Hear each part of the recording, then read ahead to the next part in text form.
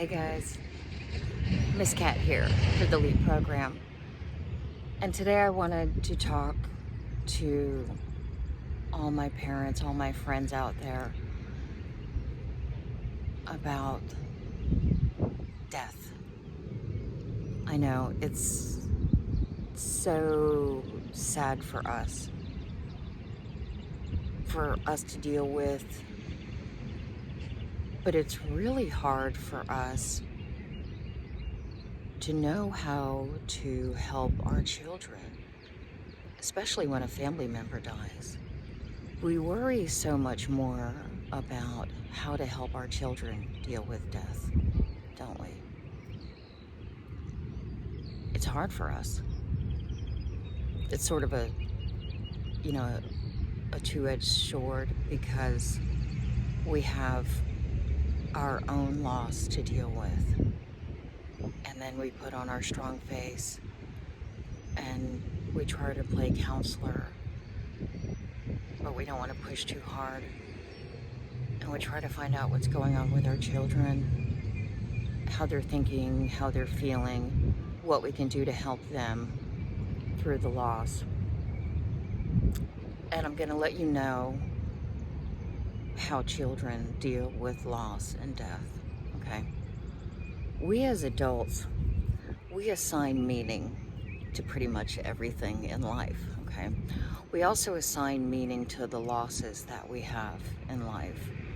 A lot of times, either consciously or unconsciously, we'll say to ourselves, well, I didn't do enough, I could have done more. Maybe I lost this person because of the bad deeds that I've done in my life. Maybe I deserve things, I don't deserve things, things like that. We assign a lot of meaning to things. Children don't do that, okay?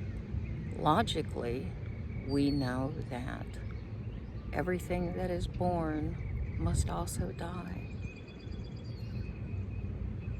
It's very simple.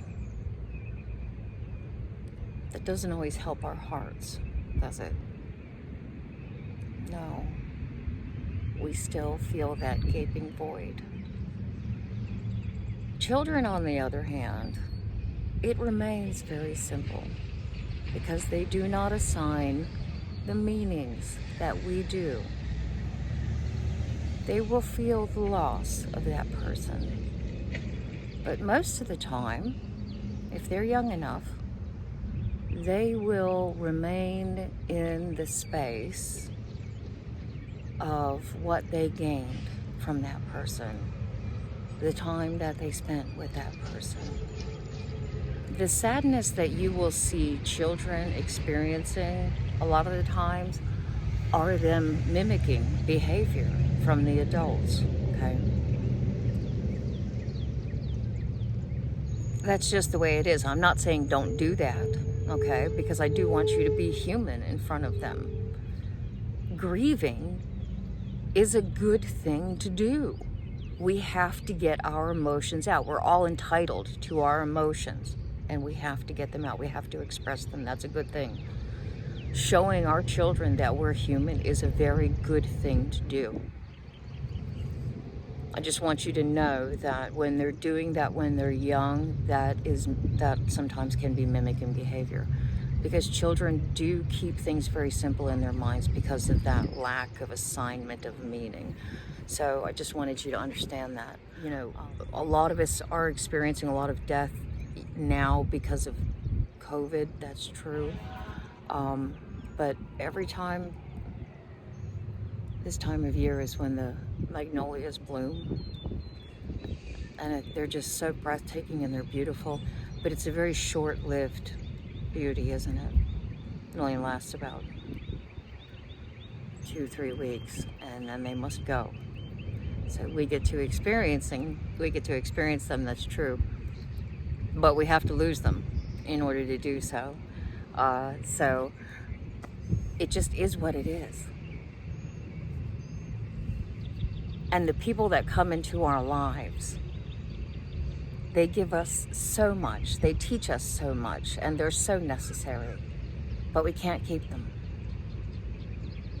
because they were born, they live, and they must go. That is the nature of this current system of things. We can take comfort in the fact that this current system is very brief.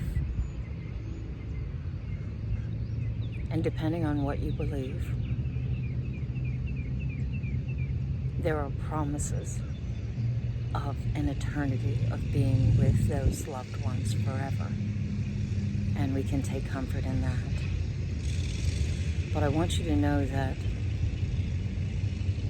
you do not necessarily need to worry about your children while you yourselves are grieving for your losses.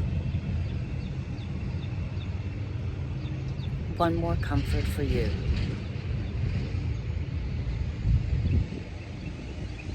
During times of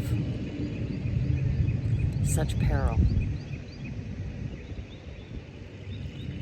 My friends, I am with you in spirit and in heart.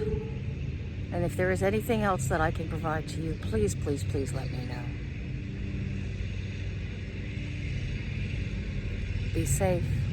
Stay strong. Until next time.